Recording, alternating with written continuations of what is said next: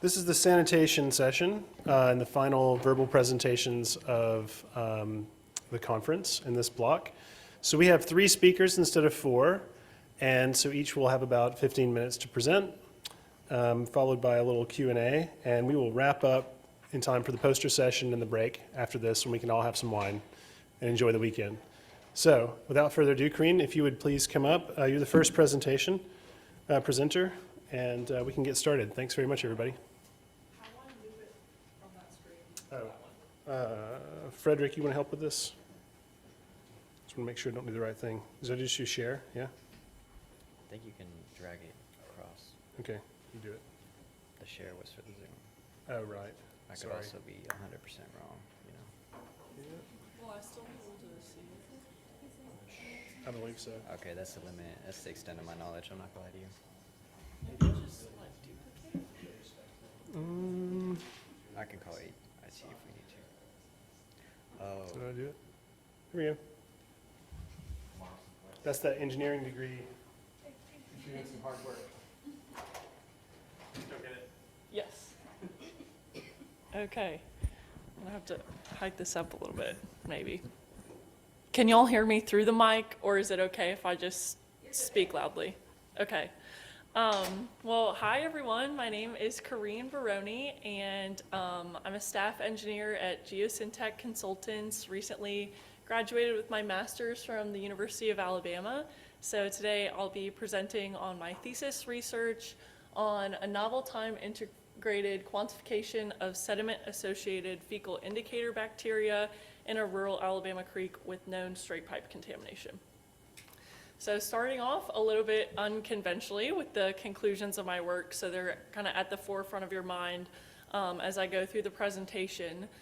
So one of the biggest things this research showed was that grab samples alone are not an adequate way to capture highly variable microbial surface water quality, and I'll show that quantitative difference throughout, but this is especially the case following initial flush events. But we've come up with a way to do that, a novel method that applies existing sedimentology technology and a new yet simple lab method that's just a couple step centrifugations to distinguish what part of the E. coli load is sediment associated versus free floating in the water column. So this is a very straightforward, effective method, super low cost, and allows us to understand the comprehensive fecal load. So now I'll go through, for the rest of this presentation, the background behind this work. The Alabama Black Belt is where this research took place. Explain briefly bacterial association with sediment, talk through the specifics of this new methodology, and then kind of go over those conclusions.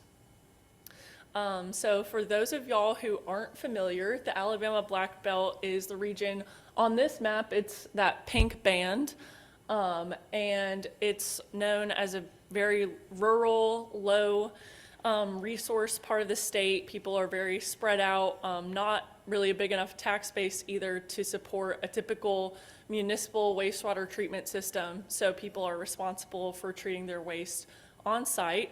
And usually the way that you would do that is through a septic system. But the other thing that characterizes the Black Belt is underneath this gorgeous layer of topsoil, which is where the Black Belt gets its name, there's a layer of vertisol clays that will shrink and swell depending on moisture content.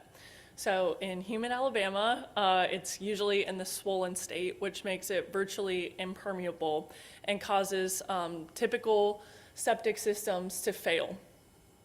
So just showing that in a different visual way, most septic systems rely on percolation for that natural treatment of waste on site. But these are some field pictures of the vertisol clays that we work with. And so what many of these residents turn to is straight pipes, which are unfortunately exactly what they sound like.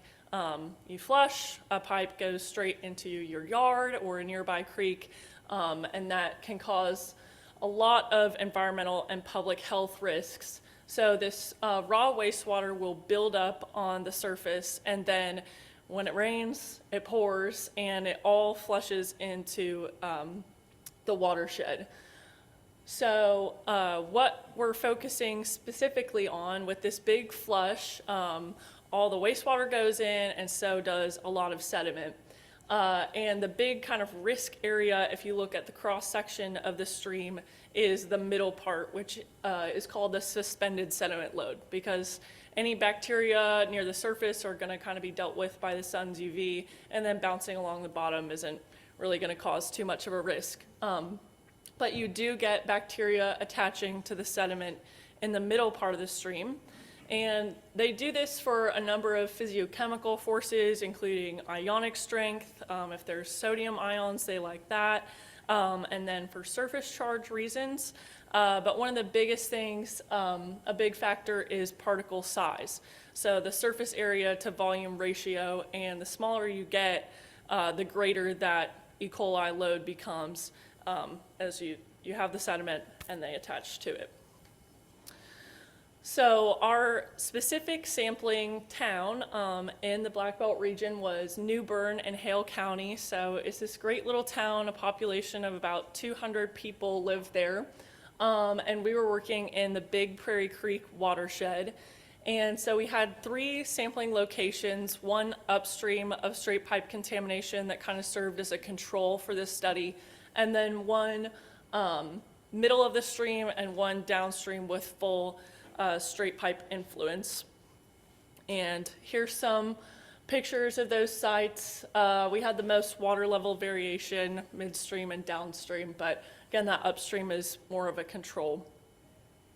And then another little piece of background is just generally grab samples versus time integrated samples. So when it comes to the state of Alabama and several other states across the country, guidelines require periodic grab sampling to kind of evaluate surface water quality, but these single time point samples are just not the best representation, especially when there's an initial flush. Depending on when you take that grab sample, it could look like there's not too much contamination in these waterways, but there really is.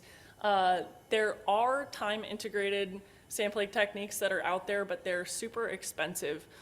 So if you look at this table, it's a comparison of some of the existing technologies out there and then compared to the technology that we used, which is called the time-integrated mass sediment sampler. And there's a little diagram up there, but practically this is made of PVC.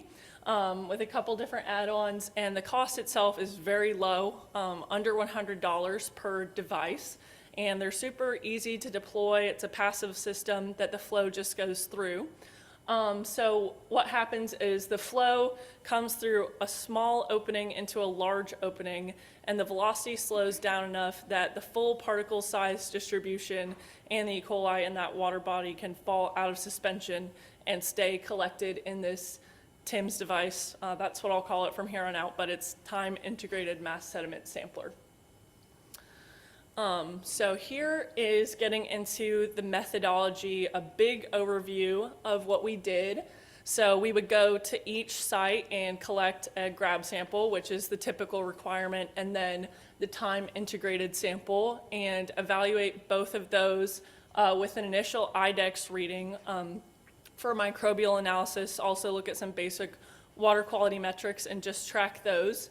And then for the rest of the TIMS sample, we would allow it to settle, bring it down to 1 liter, and take it through a 2-step centrifugation process, which allowed us to distinguish which E. coli in the sample were sediment-associated versus water column, where they were.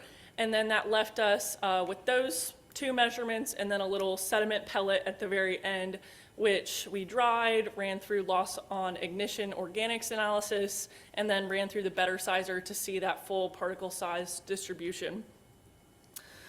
Breaking down the centrifugation technique a little bit more like visually. So you can see when we siphon it down, you have the E. coli that are free floating in the water column, and then the ones that are attached to the sediment. So the first step you just centrifuge it as it is, and it leaves you with the pellet in the bottom that still has the attached E. coli. So you pour off the water column associated E. coli. And then that second step, you add in PBS solution, which separates the E. coli from that sediment, pulls it off very easily, again, very low cost. And so then we run microbial analysis on both of those, and again, are left with that little sediment pellet that goes through the drying and better sizer process. So as for the efficacy of that centrifugation isolation method, we found it to be best at a 35-degree incubation temperature, and found an average of about 39% of E. coli being sediment associated across the sites when we looked at it. So that is a load that we don't typically take into consideration, but is something that shows, you know, we're underestimating this if we're just looking at E. coli that are free-floating in the water column alone. And then breaking down the results by site, this is the upstream site, so no straight pipe influence. You'll see that it is more of a control, but as far as the colors on this graphic, the grab sample is going to be in green, the time integrated will be in dark blue, and then the water column E. coli and sediment associated are going to be in light blue and yellow respectively. And then there were times that no samples were able to be collected, just sometimes the water level got too high and we couldn't get to them. I'll reiterate this at the end, but that TIMS, we recommend leaving it for no more than 18 days, because if you leave it further than that, there's just too much risk of die-off in the sample. So here, when there's no straight pipe influence, not too big of a difference, even after flush events. But where those straight pipes are influencing the system, if you look at the initial flush and flush events, there's a dramatic increase in how much E. coli we're collecting when we're deploying those time-integrated samplers versus just taking a grab sample alone. And this is even more so the case downstream where you have that full influence happening. So just one more time, all the sites compared to each other. And again, sorry, I think I forgot to mention this at the beginning, but this map here is a map of the homes in the area that are known to have straight pipes and their preferential pathways into the Big Prairie Creek watershed. So that's the midstream and downstream are being the most affected by those. And then just presenting this data a little bit differently, the straight numbers, you can see that especially this was one of the biggest increases we saw. A hurricane had actually come through, and we were able to leave that system in. It stayed secure during the storm. But the grab sample that we took afterwards was only 10 coliform-forming units per 100 milliliters versus when we took the time integrated, it was over 6,000. So really, really dramatic difference there. And across the board, following those initial flush events, we saw an average increase of over 100 times the E. coli collected by the time integrated samples versus a grab sample alone. So bringing in a risk discussion, this was brought up in some of the other sessions today, but there's a threshold value that the EPA sets, and it's this 410. Once you get above that, there's kind of risk for illness. And in several of these cases, if you looked at the grab sample alone, the kind of flag for you to be concerned would have only been raised in 2 situations, where actually all but one were exceeding the levels to be concerned for environmental and public health adverse impacts there. And then a couple other drivers that we looked at, hydroclimatic, we compared the precipitation versus the E. coli collected by the TIMS, and thank you. And pretty intuitively, we saw a linear relationship there. So again, when it rains, it pours, and especially the initial flush events are the most important there. And this is super important when planning for risk, you know, especially telling these communities who might use these watersheds for recreational use. You don't want to go out after these big rain events. And then also these TIMS devices, you can still use them though after these big rain or during these big rain events.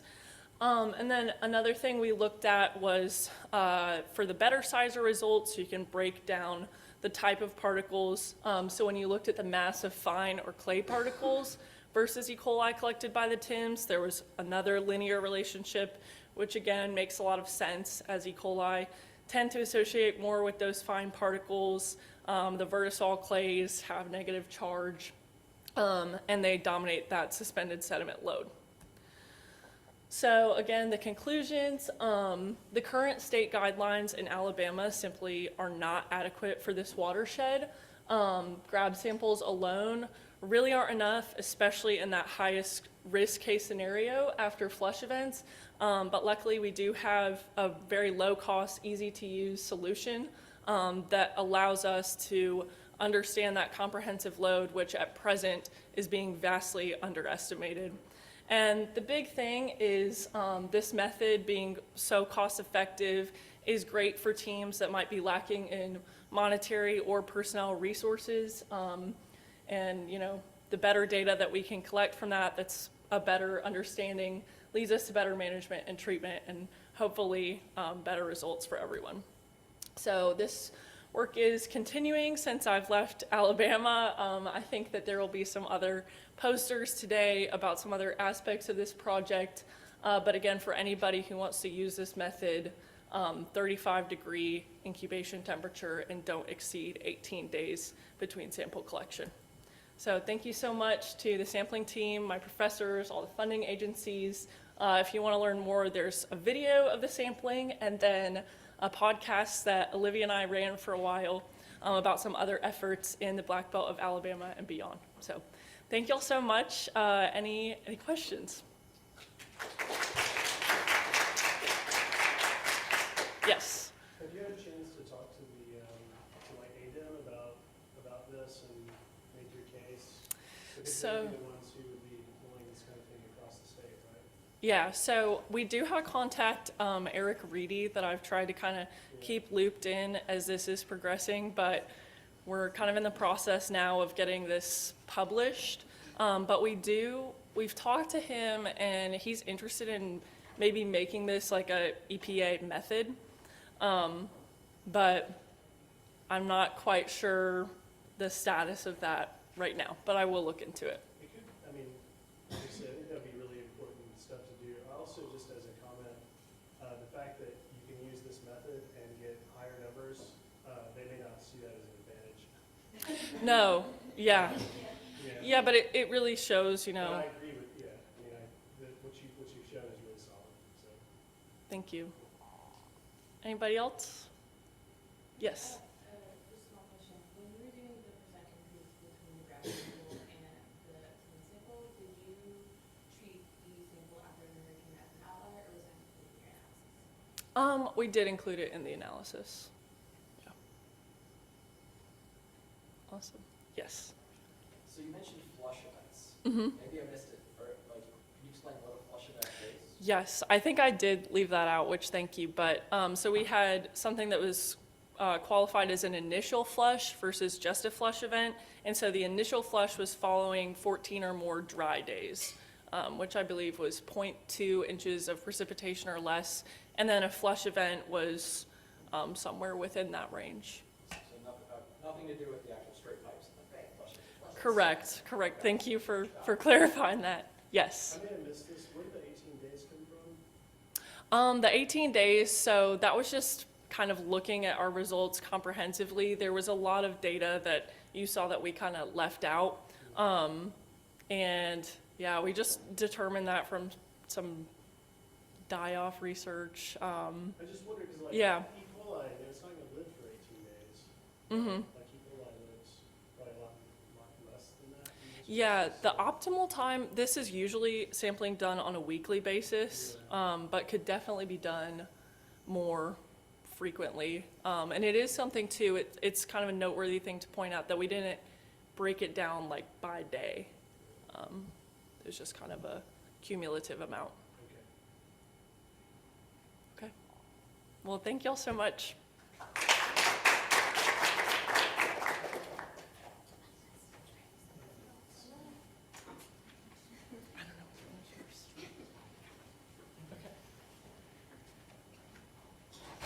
Thanks, that was awesome. So how do we get this over?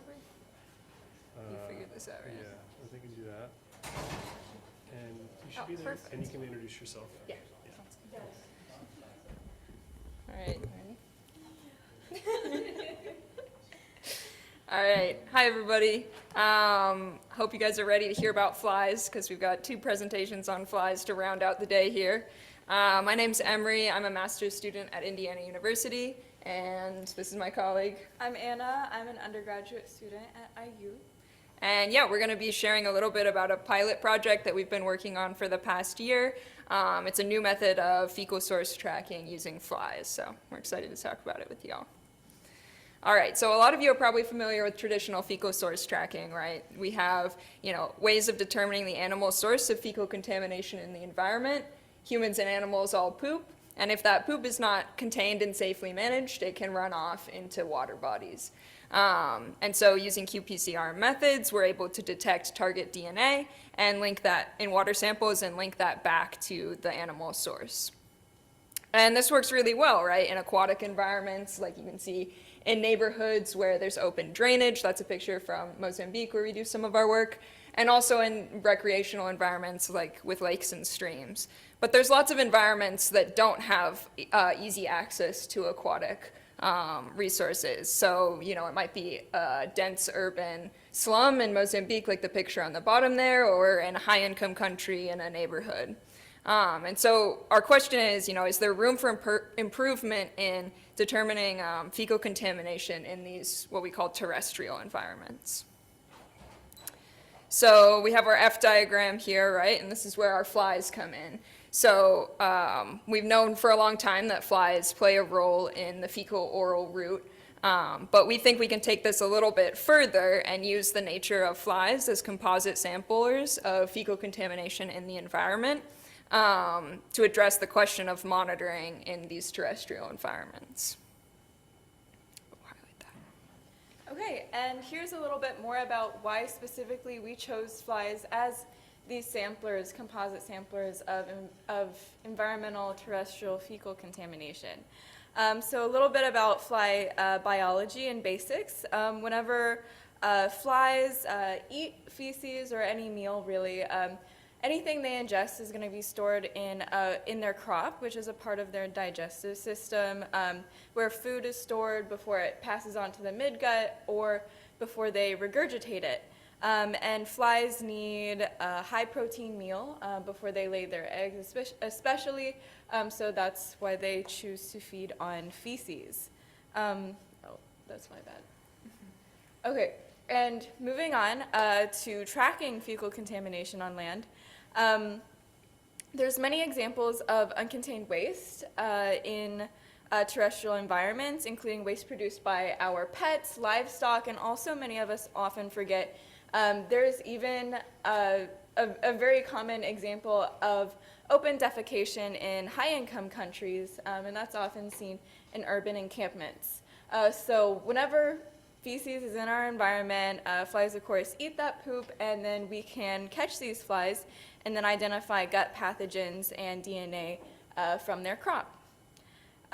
In our study, we specifically sampled at 10 sites that were purposefully chosen because of their adjacency to areas with unique profiles for terrestrial fecal contamination. For example, we purposely sampled near dog parks, urban encampments, and one member of our team especially wanted to sample near a fraternity house. So for our methods, we used a 3D printed fly trap, which you can see in the picture on the left. Flies were loving it because inside that we had put some rotting chicken liver. And as I mentioned before, they need that high protein meal before they lay their eggs, so they were drawn to it like flies. And On the right, there's me as an undergraduate student. I get my photo taken a lot, so we're using a net to kind of trap the flies, and while we're out there sampling, we also take note of the cloud cover, wind speed, temperature, precipitation, and we sample for at least 20 minutes at every location, and then any extra flies that we had were stored in a -80 freezer until we could do the culture work, or we did the culture work immediately after we caught them, but we saved them in the freezer for the molecular methods. But for the culture work, we took the fly mass, the species, because we didn't just have blowflies, we had flesh flies, house flies, and then we also took the sex, and then we ground them up in some phosphate buffer saline, and then we did some 1 to 10 and 1 to 100 dilutions, plated them, and then counted the coliform and E. coli colonies.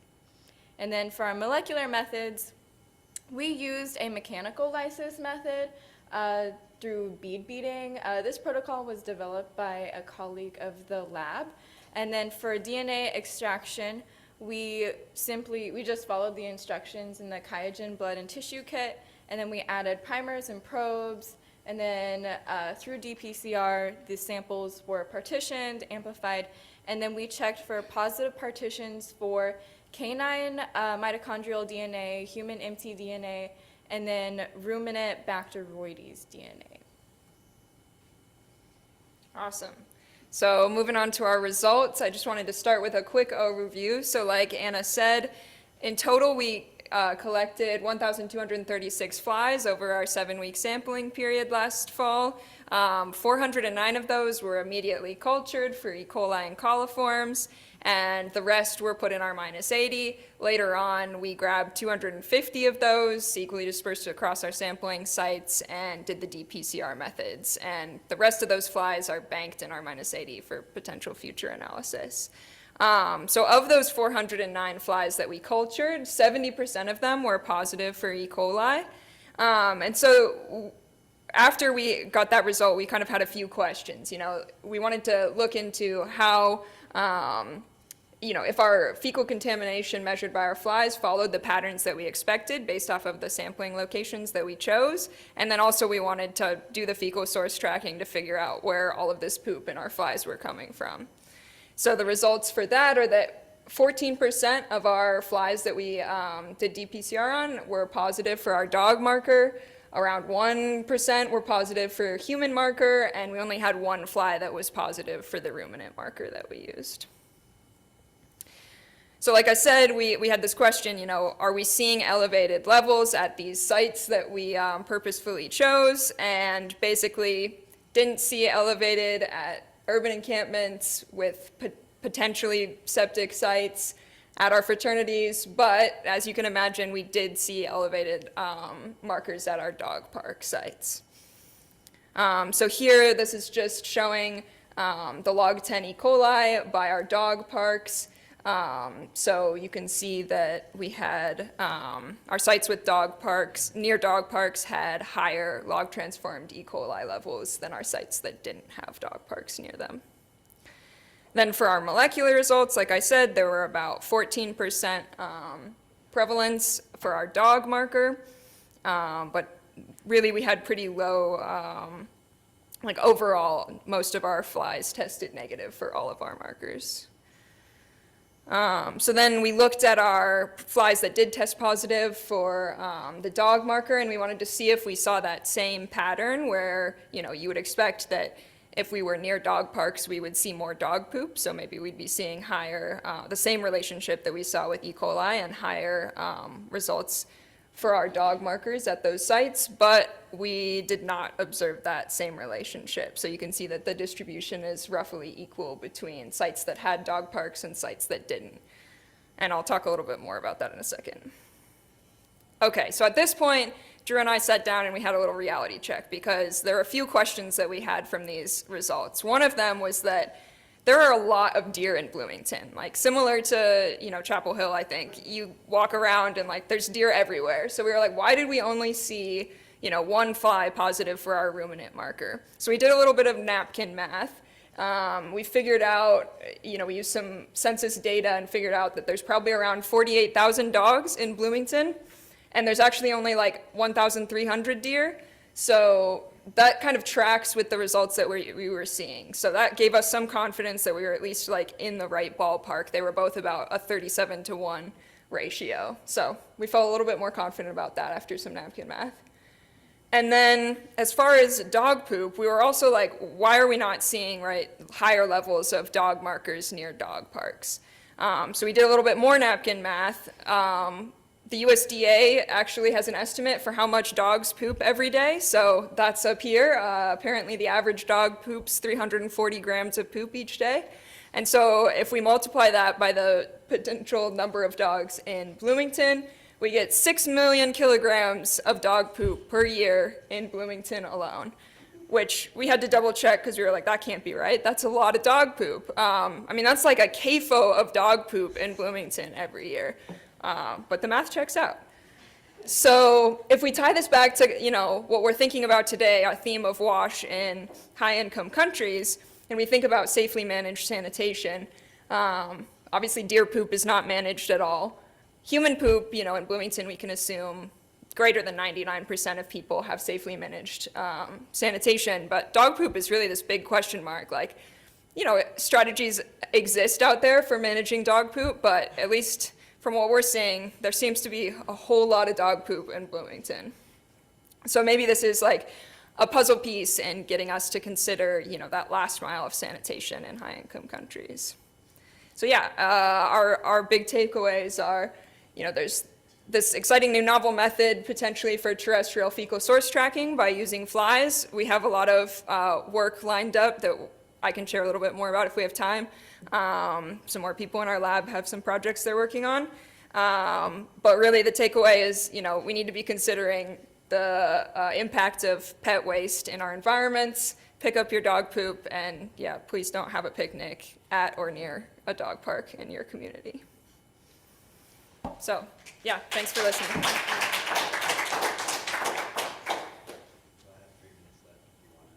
Perfect. Yeah, but Joe has a question, so we can start. Yeah, this actually makes sense. There's a classic study of urban aerosols in Midwestern cities that showed that one of the highest signals was related to the fecal microbiota of dogs. That's really interesting. Yeah, so looking at your mass balance up there was really interesting. To do this calculation, that's really cool. I was wondering, did you think about also going to places where people were picnicking or where there was a clear exposure pathway? I'm Yeah. Indiana State Fair now. Oh, yeah. Because it's lots of food and lots of food being eaten in the same place. That would be really cool, right? Yeah, that's a really good idea. We didn't specifically try to choose sites near picnicking, but actually one of the dog parks that we sampled at is in kind of a large park in Bloomington that has lots of picnic tables, and people do, hang out at the playground and eat there right next to the dog park. So, Food yeah. truck Fridays. Yeah, there's also food trucks that come right next to the dog park. So yeah, it's a good question. Hi, great presentation. Thanks. I think during the methods, you told you were also collecting the data on temperature, wind speed, and other environmental variables. Did you do consider analysis on that part? It would to see whether the equal concentration were analyzed with considering those parameters. Yeah, that's a great point. We're still kind of in the process of doing data analysis. This is actually I did most of this last week. So I will definitely consider that. Yeah, I think, there's some interesting considerations with flies, right? They're very sensitive to temperature and precipitation. So they're not active when it's rainy out. They're less active the more the temperature drops. So yeah, that would definitely be a good thing to look at. Yeah. You mentioned. You can go first. Whoever. So I have a question about how you set the effective distance range for self-communication to link how far such as this trace point that results you observe. Do you want to take that one? I think think they had to be within 100 meters or less. So all of them, we made sure, and then of course for our control, we made sure that we were more than 100 meters away from, you know, as we mentioned, like any urban encampments. We included like dumpsters, for example, near like a fast food place or something like that, a dog park, you know, either within that 100 meters for our sites or outside of it for our control.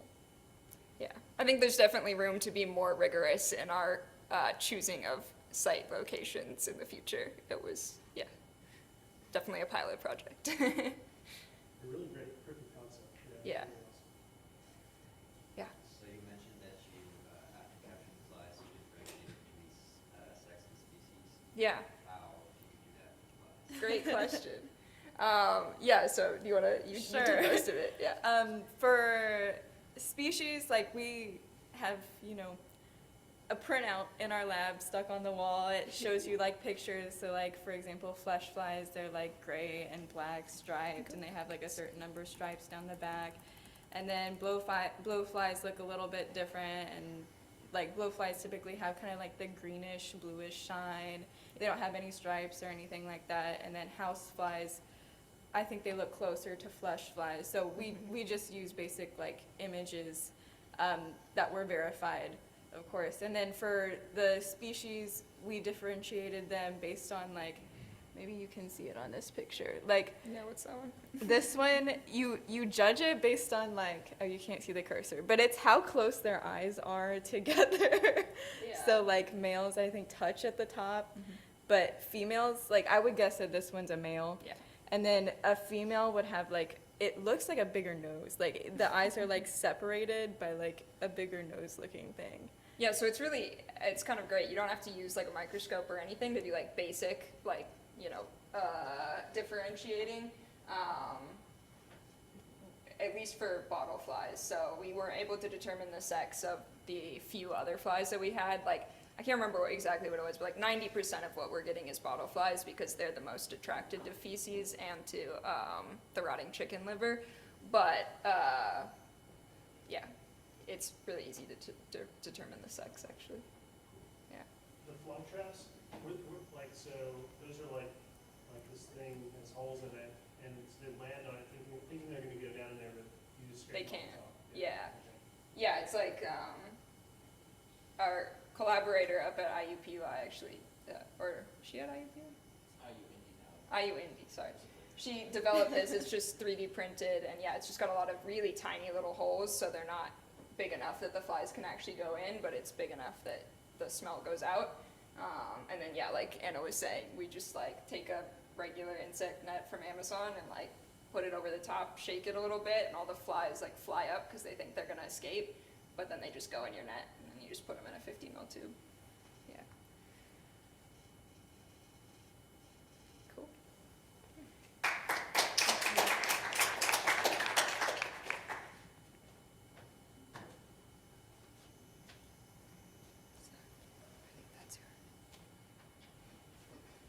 Good? Okay. Last but not least, news. Yours.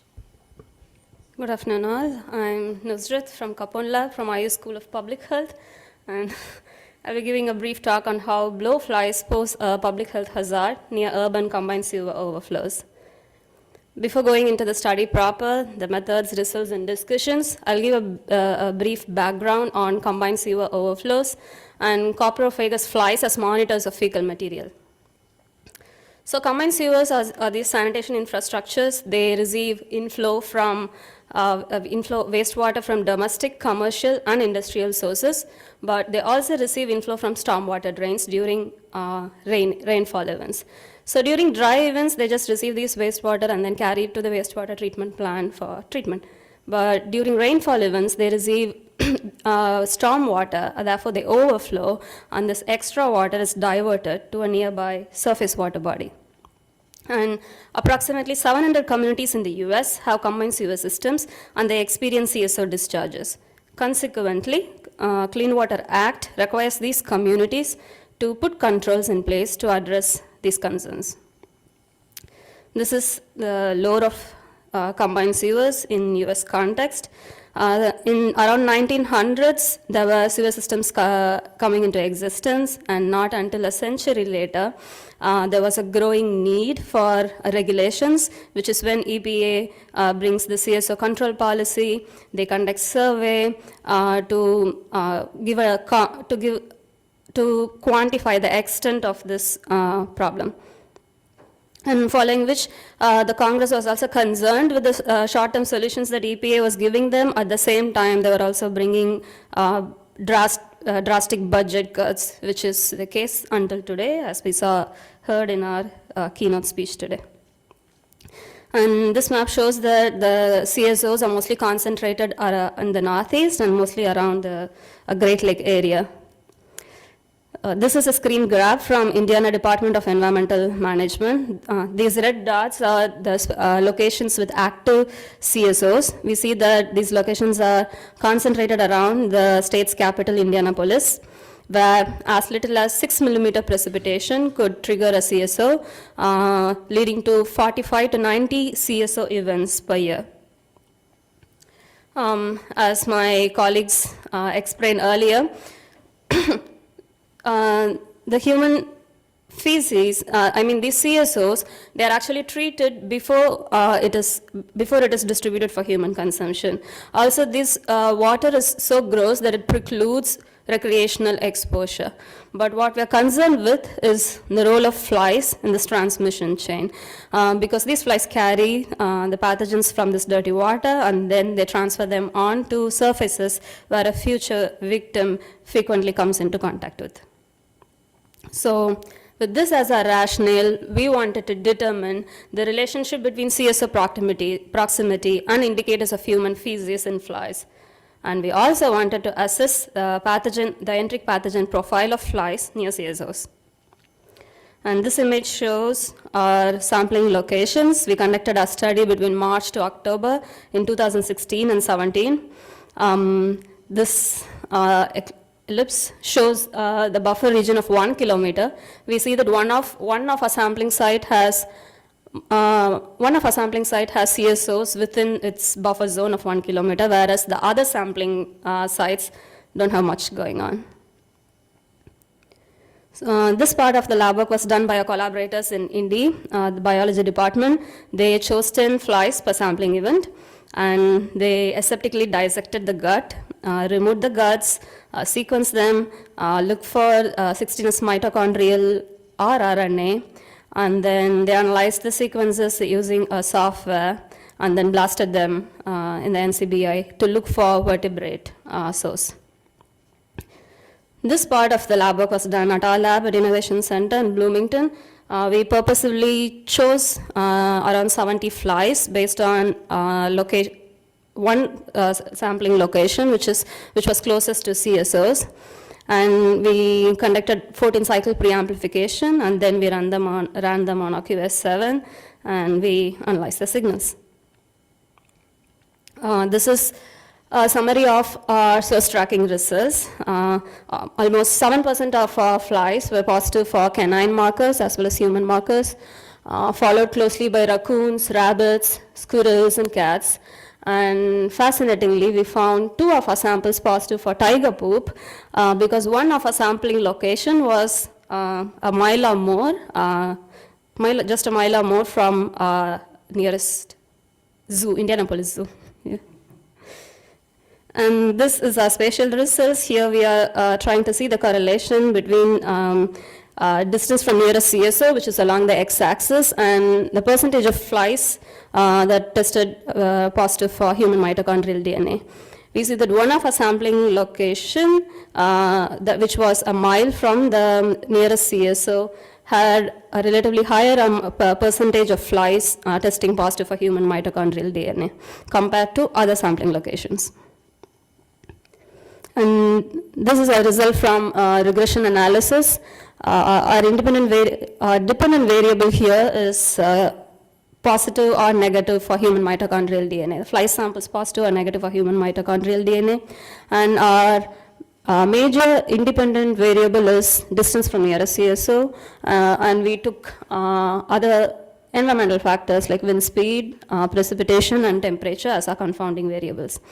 We found that for every 1 kilometer reduction in the distance, increase in distance, there is a 68% reduction in samples testing positive for human mitochondrial DNA. Confusion. This is a result from pathogen profiling. We saw that almost more than half of our samples tested positive for at least one enteric pathogen.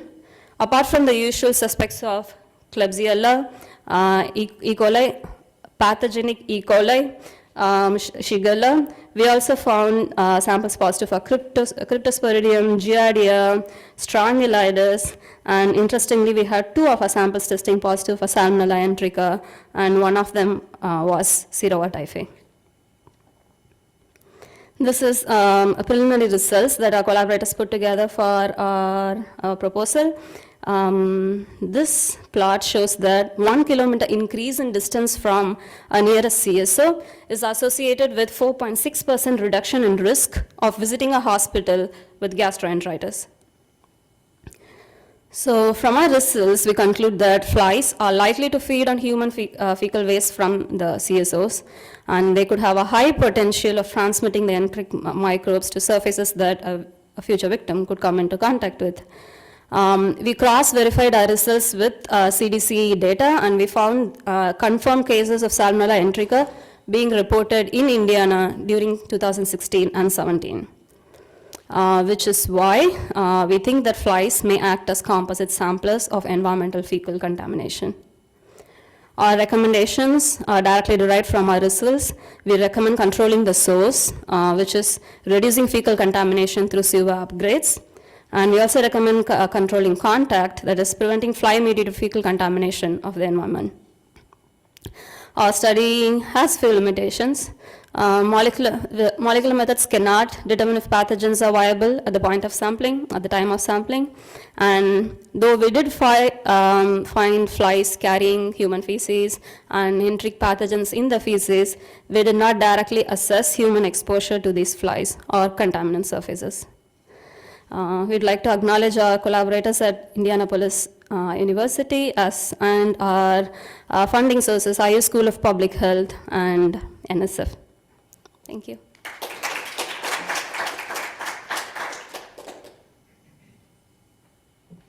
Questions? Okay. Yeah. Thank you for the great presentation. I was just wondering, when you saw the percentage of positive E. coli in the sample, I was just thinking like if that would be also attributed to the bird, the bird grouping, or like because we didn't include the bird or the. I was just trying to link because in a lot of studies in Africa have, or even some Asian contexts have like E. coli being attributed to like chickens, poop, and everything in the household. So because we don't have anything with the bird over there, it would be interesting to see if that was also there. Yeah. Are birds vertebrates?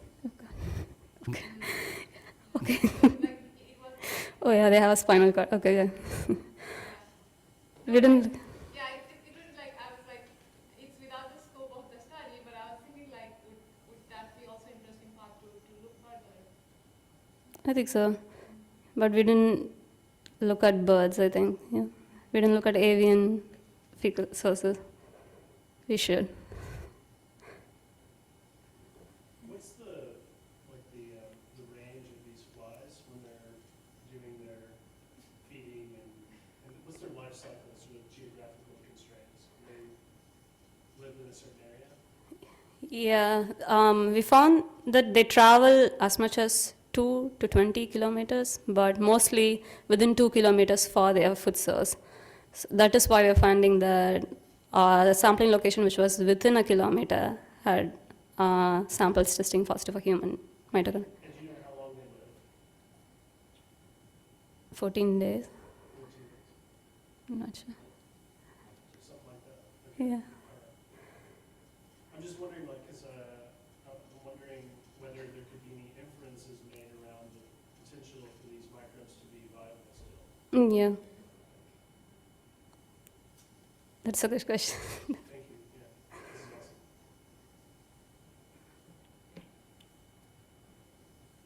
is awesome. Not a very nice question, but is there the potential for, I guess, human mtDNA transfer through contaminant link just from fly landing and eating food that people are going to be discarding as well? Is there these other transfer pathways for human DNA to end up in flies themselves? It is possible because in a lab, even handling the samples could cause positive for human DNA, so it is a possibility, but these were collected specifically around CSOs. Maybe they landed previously on some surface and then they ate poo. Yeah, it's a possibility.